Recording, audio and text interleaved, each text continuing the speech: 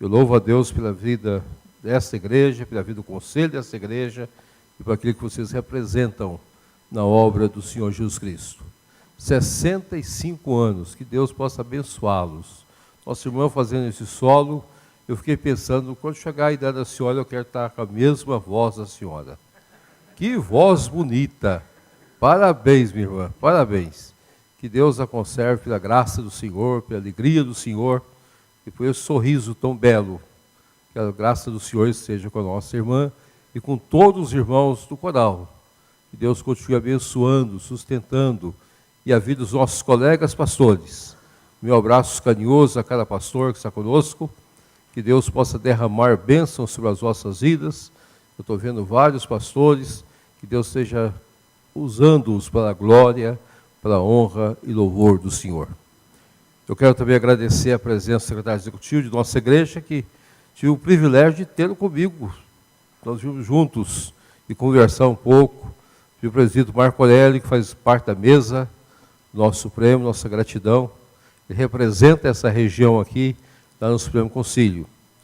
Pelo reverendo Davi, o nosso presidente do Sínodo, que Deus esteja abençoando e sustentando, e a cada um dos nossos colegas, que faz parte do pastorado desta igreja.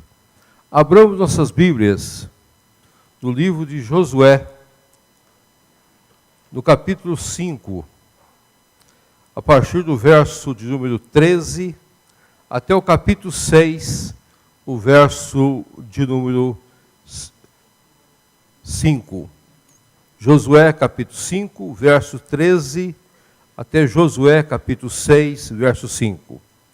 Vamos ler esse texto de forma responsiva ou alternada. Estando Josué ao pé de Jericó, levantou os olhos e olhou. E eis que se achava em pé diante dele um homem que trazia na mão uma espada nua.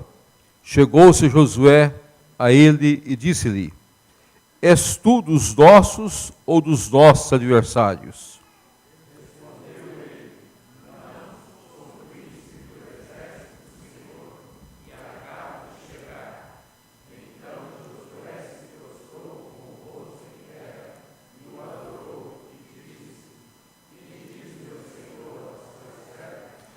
Respondeu o príncipe do exército, o Senhor, a Josué: descalça as sandálias dos pés, porque o lugar em que estás é santo.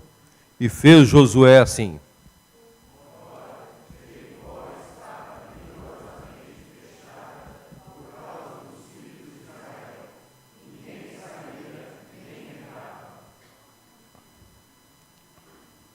Então disse o Senhor a Josué: olha, entreguei na tua mão Jericó, o seu rei e os seus valentes.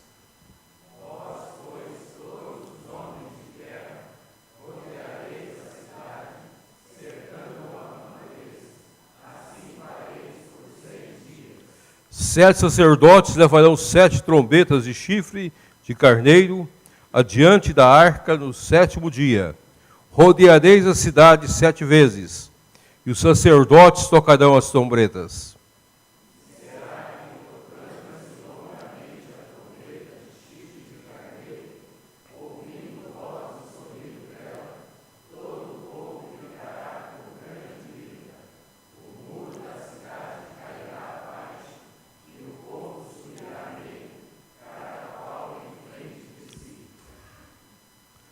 Meus amados, a nossa proposta nessa noite é convidar-nos para examinar esse texto sagrado e tirar dele alguns princípios que nós devemos ter em nossas vidas para sermos vitoriosos nos desafios que a vida coloca diante de nós.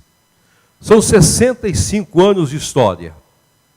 Não são somente 65 dias, não são 2 meses e poucos dias, são 65 anos de história. De história de fundação da igreja, de organização da igreja. Mas antes disso o evangelho já era pregado. O anúncio da graça já estava presente na região. Famílias já estavam convivendo aqui. Até o dia que Deus, pela sua graça, permitiu que organizasse a igreja. Então o ato de organização da igreja não é simplesmente dizermos, é o ato que Deus, pela sua graça, permitiu que nós nos constituíssemos em família, em igreja do Senhor. Mas teve o tempo da semeadura, teve o tempo das lutas, teve o tempo das batalhas, teve o tempo das lágrimas, teve o tempo das dores, até que o trabalho pudesse chegar ao momento de ser organizado em igreja. Se nós olharmos a Bíblia dos 60 anos, só dando uma rápida olhada, teve o tempo das perseguições, das batalhas aqui surgidas, em relação à parte de Minas e esta região, por estar interligadas. Nós devemos olhar tudo isso e observar como Deus, na sua graça, permitiu a nós, depois de tantos anos, ter a alegria de estarmos agradecendo a Deus por 65 anos. Os princípios são estabelecidos, a igreja cresce em torno deles, os desafios vêm, os desafios vão, mas a vitória é daqueles que estão no Senhor, dia após dia, de acordo com a vontade do Deus Trino. Quando nós olhamos para esse texto, nós encontramos um Josué, que aos olhos humanos não teria condições de conquistar a terra. Deus permitiu que Josué saísse com todo o povo, caminhasse pelo deserto juntamente com Moisés por 40 anos. Infelizmente, por causa do pecado deste povo, por causa da murmuração deste povo, por causa de momentos de revolta deste povo, toda a geração que saíra do Egito ficou no deserto. Josué e Calebe, somente os dois, homens de guerra, príncipes do Senhor e príncipes do seu povo, que conheceram a Palestina, que trouxeram as notícias, que mostraram o tamanho dos gigantes, mas ao mesmo tempo apresentaram os grandes desafios, mas creram na vitória. Deus permitiu que os dois pudessem entrar na nova terra. E dentre esses dois, Deus escolheu Josué, o mais jovem, para ser o comandante do exército, para ser o comandante do povo, para ser o líder do povo na entrada da terra prometida. E o desafio estava diante dele. Lá estava Jericó, a grande cidade. Era o momento da grande vitória. Ele teria que passar por Jericó. Muitas vezes em nossas vidas, no decorrer dos anos, nós temos nossos desafios. É a construção do templo, é a compra do terreno, é a escolha dos locais, é os recursos que nós possuímos, ou os recursos que nós não temos, é a plantação de novas igrejas, porque a igreja só desenvolve na medida que ela tem uma visão para fora, nunca olhando para dentro. E agora eu creio que os desafios vão aumentando mais, que ao passar dos anos nós vamos envelhecendo. E a igreja não pode perder a sua visão. Ela não pode perder o seu ímpeto de abrir novos campos, de abrir novas igrejas. Hoje, a nossa cidade de São José dos Campos tem 680 mil ou 700 mil habitantes. Alguns chegam a dizer que aqui passa quase 800 mil pessoas normalmente. É uma grande cidade. Cresceu rapidamente. Temos grandes desafios. E nós precisamos de organizar mais igrejas. Nós precisamos plantar mais igrejas. Nós precisamos adquirir mais terrenos. E hoje tornou-se difícil para nós comprarmos terrenos novos. Colocar terrenos aqui ou acolá para a construção dos nossos templos. São desafios. Hoje nós convivemos com leis mais rígidas que no passado. Convivemos com possibilidades mais difíceis da construção. Exigências que no passado não havia, hoje estão presentes diante de nós. O terreno precisa ter condições para colocar os carros, precisamos ter um estacionamento grande, precisamos ter isso, ter aquilo. Há uma série de exigências que no passado nós não convivíamos com elas. E daqui a alguns anos, não vai ser tão rápido aos olhos humanos, mas vai ser mais rápido que os nossos olhos pensam. As pesquisas de aceitação de uma igreja vão ser necessárias para a plantação de uma igreja no bairro. Pensa os irmãos quando chegar esse momento. A semeadura se torna mais séria, mais difícil. A abertura de novos campos vai exigir mais de nós. Então as nossas Jericós vão se aumentando no decorrer da história. E como nós podemos vencê-las? Eu creio que nós temos 4 princípios nesse texto que eu gostaria de colocar para os irmãos. O que Josué mais queria ter? O que Josué mais desejava possuir? Eu creio que ele desejava possuir homens de guerra. Então, quando ele viu aquele homem com a espada nua, desembainhada, ele olhou e ele sentiu uma certa alegria, porque ele estava na noite que, no outro dia, ele deveria enfrentar Jericó. Ele estava pensativo, ele estava preocupado, ele estava sentindo as dores. E ele dirige aquele homem e pergunta: és dos nossos ou dos nossos adversários? E a resposta vem pronta: não, sou príncipe do exército do Senhor e acabo de chegar. Josué tem a visão da segunda pessoa da Trindade, que nós chamamos a pessoa de Jesus Cristo. É uma das teofanias no Velho Testamento. Ali estava Jesus Cristo, a segunda pessoa da Trindade. E é por isso que o texto sagrado descreve para nós: ele pôs o rosto em terra e adorou. E o príncipe do exército do Senhor aceitou a adoração. Não está aqui tratando de um anjo, como algumas pessoas pensam, que os anjos não aceitam a adoração, nem permitem que alguém se dobre diante deles. Eles são conservos como nós somos. Se tratava realmente da segunda pessoa da Trindade, que se faz visível. E isso é muito interessante do Velho Testamento, apontando para o Novo Testamento na pessoa de Cristo Jesus, o nosso Senhor.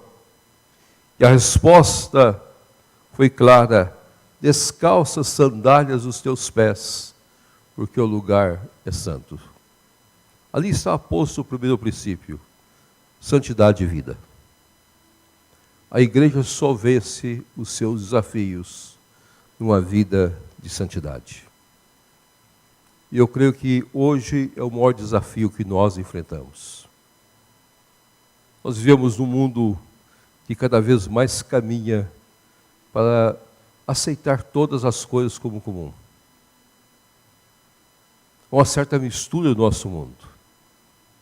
O relativismo vai tomando conta de nós. Os absolutos vão sendo afastados de nós. E muitas vezes a igreja vai permitindo que algumas coisas começam a ser semeadas na vida da igreja. O maior desafio da igreja dos nossos dias não é tanto evangelizar. Nós gostamos de evangelizar. Nós gostamos de pregar. Nós gostamos de anunciar Jesus Cristo. O maior desafio para a igreja dos nossos dias é uma vida de santidade. É uma vida de acordo com os padrões estabelecidos pelo nosso Senhor Jesus Cristo. É uma igreja que anda com o Senhor, que vive com o Senhor, que encarna de fato os princípios do Senhor. Uma igreja santa, reta, no mundo que nós vivemos. Com a ética diferenciada, com padrões diferenciados.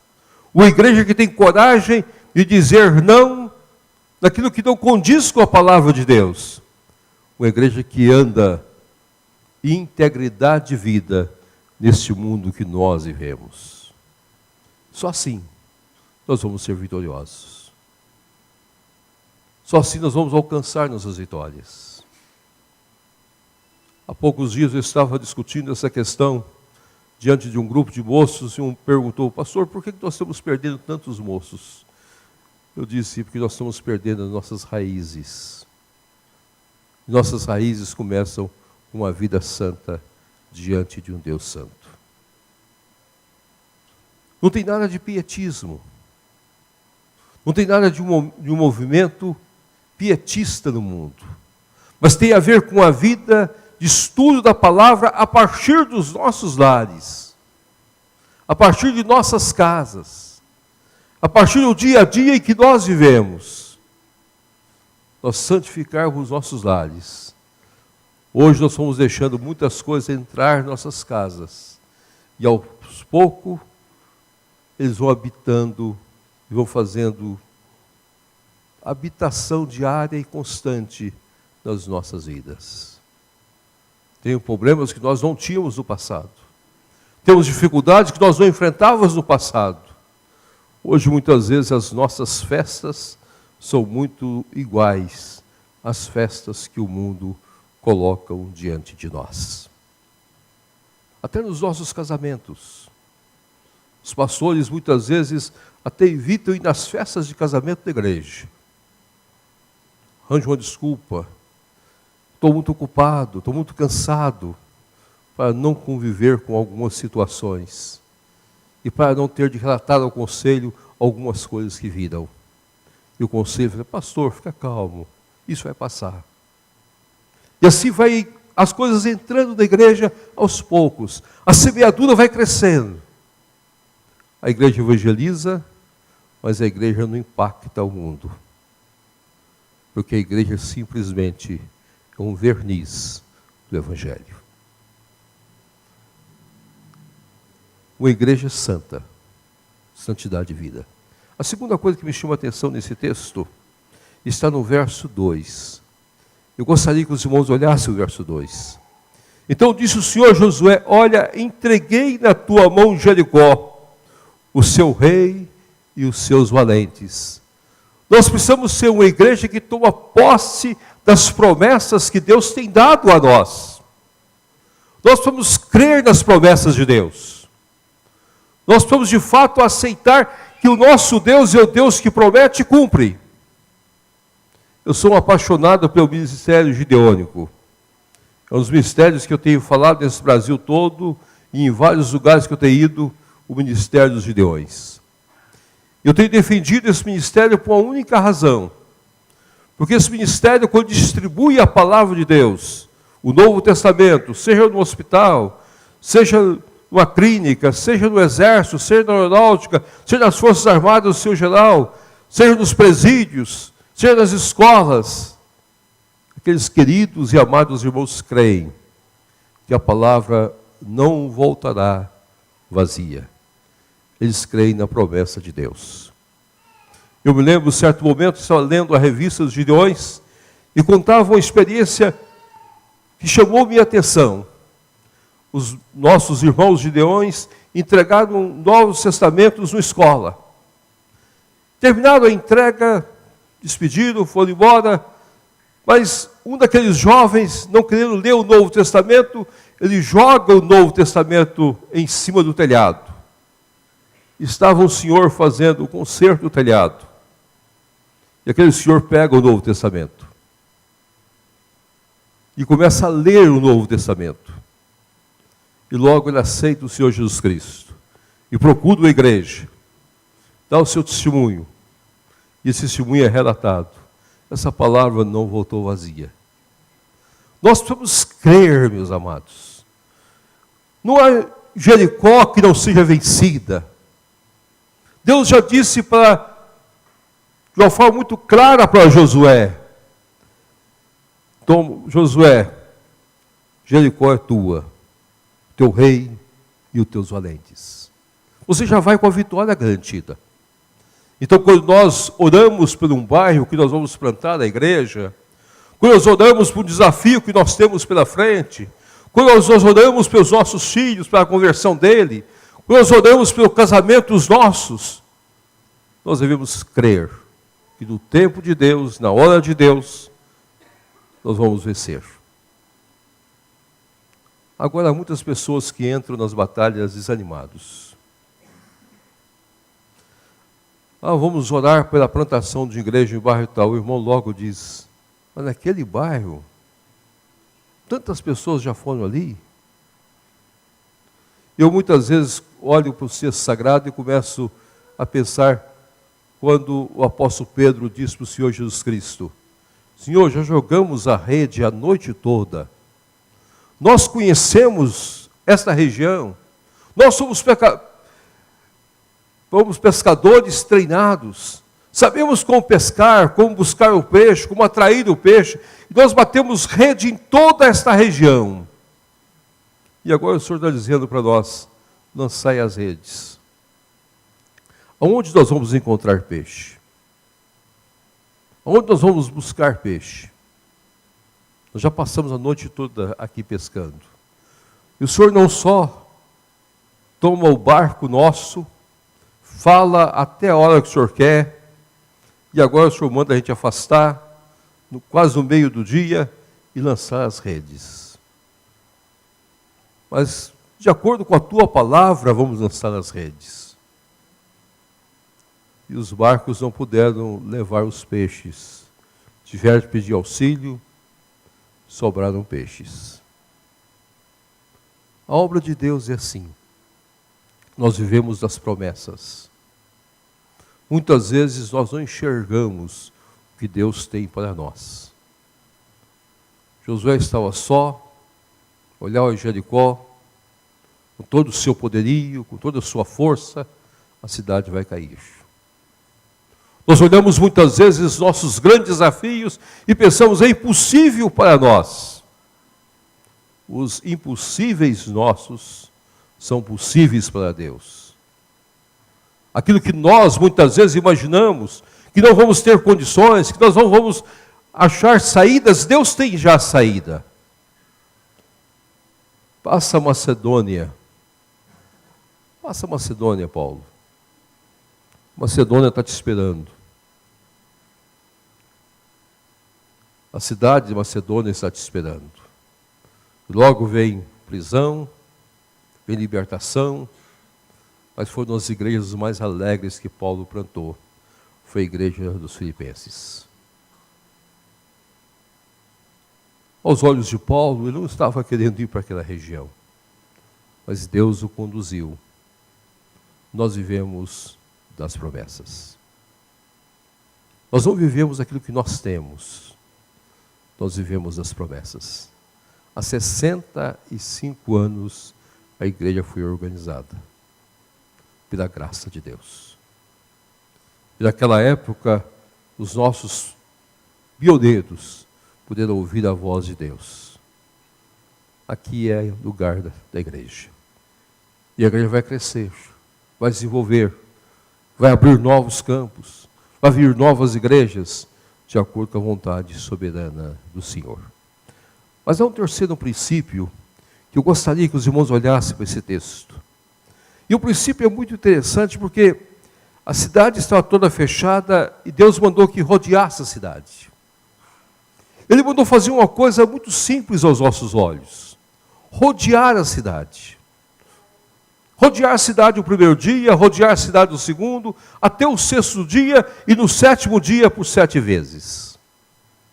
Deus determinou que simplesmente rodeasse a cidade. E depois ia dar um grito, ia tocar a trombeta, e a cidade ia ter os muros caídos, e já tinha uma vitória garantida. Rodear a cidade. O Evangelho é de uma simplicidade desafiadora para nós. Eu gosto muito da história de Naamã. Quando Naamã chegou diante do seu rei, partiu levando muito recurso, era um homem leproso, à procura do profeta Eliseu. Agora, há um fato que nos chama a atenção, que quando Naamã chegou, o profeta não fora encontrá-lo. O profeta não saiu de onde estava. O profeta mandou alguém dizer para Naamã: vai e banha-te por 7 vezes no Rio Jordão. Naquele momento, Naamã olhou para aquela situação e disse: eu esperava que ele viesse a mim. Naamã tinha um ritual todo pronto. Tinha um sistema ritualístico na sua cabeça. E eu esperava que ele viesse até mim.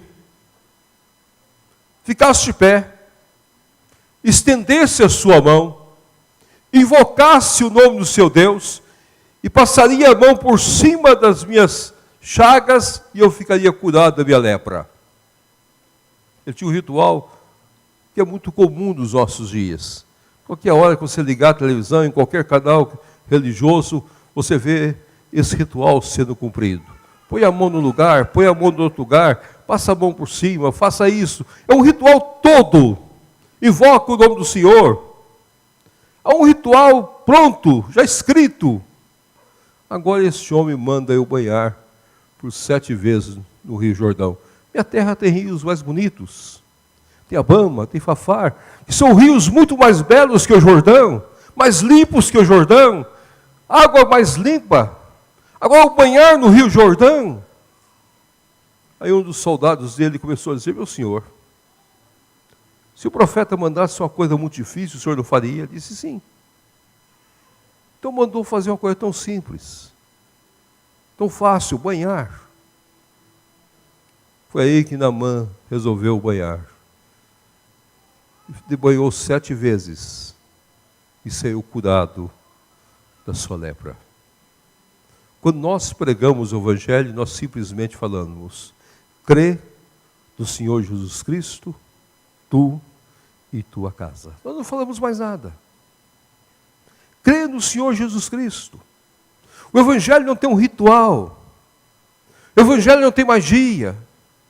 O Evangelho é de uma simplicidade total aos nossos olhos. E nós muitas vezes confundimos o Evangelho.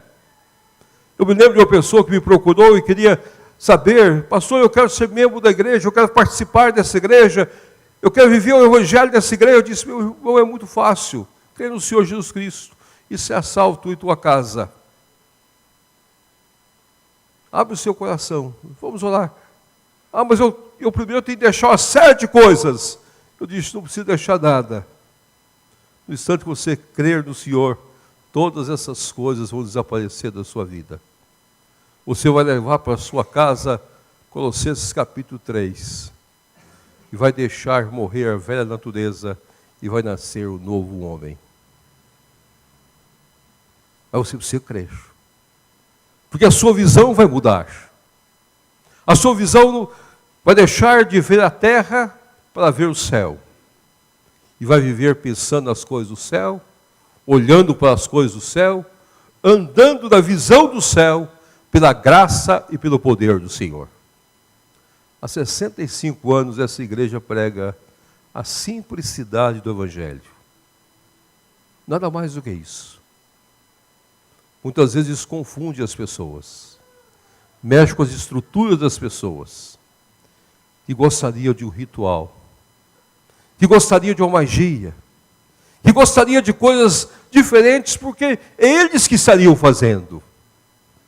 Nós temos mostrado que o Evangelho é que transforma as vidas.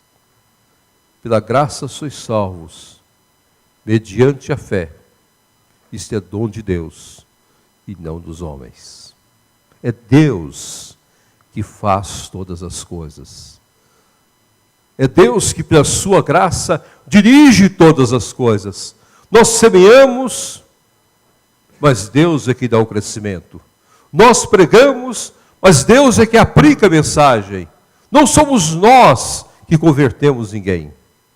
A igreja simplesmente impacta a sociedade pela sua santidade, por viver nas promessas e por crer que a simplicidade do Evangelho, aplicada pelo Espírito Santo, toca os corações. Mas há outra coisa desse texto que me encanta. 1º dia, 2º dia, 3º dia, 4º dia, 5º dia, 6º dia, 7º dia, 7 vezes. Por que essa situação? Há uma única explicação. Deus quer ensinar que a sua igreja precisa viver na paciência. Nós precisamos aprender a ter paciência. Nós não podemos viver no afogadilho. Nós não podemos ser impacientes. Nós não podemos querer as coisas de uma hora para outra. Quando Deus prometeu a Abraão e Sara que eles teriam um filho, eles não tiveram a paciência necessária. Não souberam esperar o tempo. Abraão olhava para Sara olhava para Abraão, e começaram a observar, o tempo está acabando, e Deus não faz nada. A impaciência é uma das coisas mais duras na vida cristã. E por causa disso eles pecaram. Nasceu Ismael, que tem trazido problemas em todas as épocas. Mas não era Ismael o herdeiro era Isaque. Por causa da impaciência, Moisés não pôde entrar na terra prometida. Cuidou do povo, libertou o povo, foi treinado para isso. E o fato que mais me chama a atenção, que Deus fez Moisés passar 40 anos no deserto, e 40 anos aprendendo a ter paciência. Quem convive em lugares inóspitos, difíceis, aprende a ter paciência. A conviver com a falta de água, a conviver com o calor excessivo, a conviver com o frio excessivo. Cuidar de ovelhas, pastoreio de ovelhas, é um ato de eterna paciência. E muitas vezes, muitas dificuldades. Moisés, que era príncipe, criado do palácio, passou 40 anos nessa situação difícil. Mas quando o povo começou a clamar, quero água, quero água, quero água, Deus disse a ele, fala com a rocha. Mas Moisés feriu a rocha. Já que vocês querem água, aqui está a água. E bateu na rocha. Feriu a rocha. Mesmo depois ele tendo pedido a Deus que o perdoasse, Deus não o perdoou. A consequência do seu ato ficou. O perdão houve. O perdão de fato aconteceu. Mas a consequência Deus deixou para ele. E ele então teve de passar por aquela situação. Há pouco tempo eu recebi um aluno. E ele me abraçou e disse, pastor, Deus me perdoou a minha vida. Mas eu, infelizmente, estou doente. As minhas noitadas, os meus descaminhos, me fizeram contrair uma doença que eu vou ver com ela há alguns dias. Possivelmente não vou ter mais condições de ter filhos e nem ter família. E a pergunta dele foi muito clara.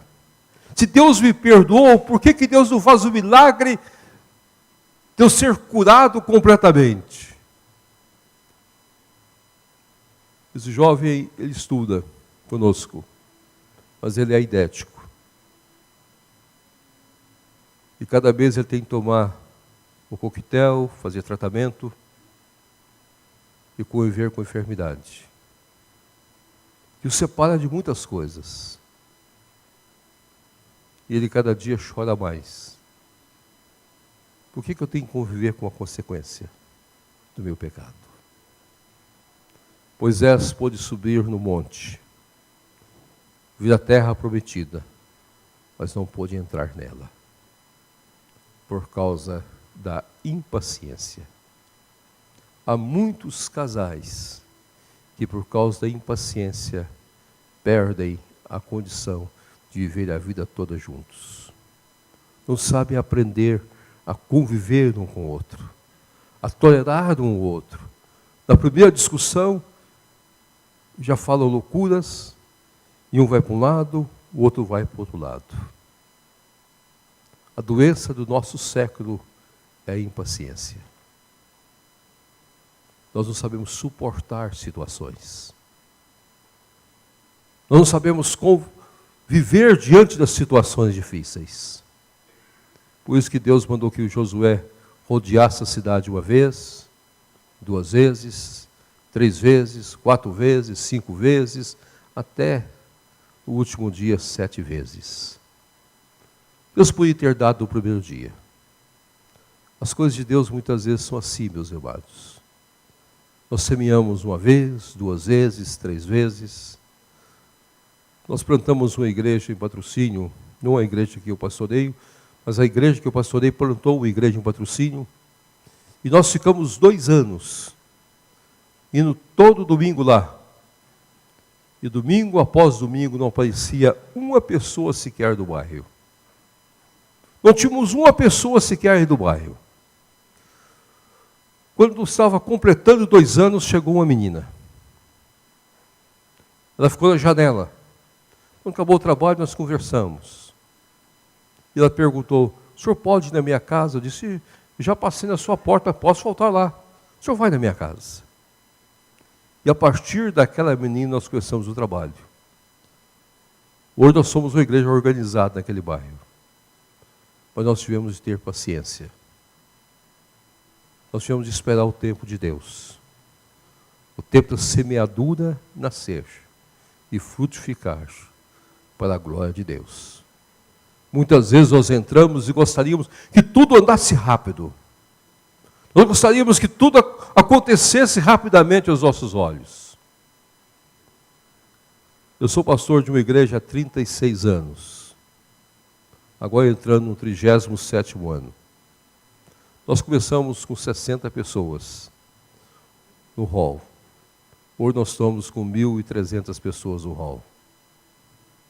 Mas hoje nós temos 9 congregações.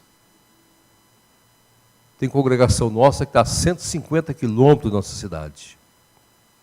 Domingo passado eu estive lá com aqueles irmãos. É um grupo pequeno. Fui de manhã na escola dominical com eles.